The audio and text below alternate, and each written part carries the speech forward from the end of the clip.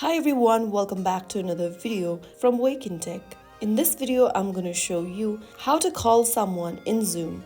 To call someone in Zoom Workplace, launch open the Zoom application first on your device. Now go to the Meet button at the top left and then click on Start a Meeting on the next page. Once the meeting starts, tap on Participants at the bottom. Now, in the Participants tab, click on the plus button right next to a human icon at the top. Then you will be able to see a couple of options. You can choose send a link via email, message, invite contacts, and so on from the menu.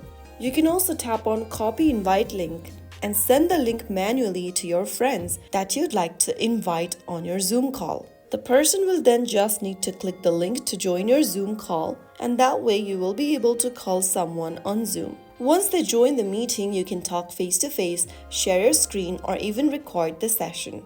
It's just like calling, but with more features. If you found the video helpful, don't forget to like, share, and subscribe to the channel. I'll see you in the next video. Stay tuned till then.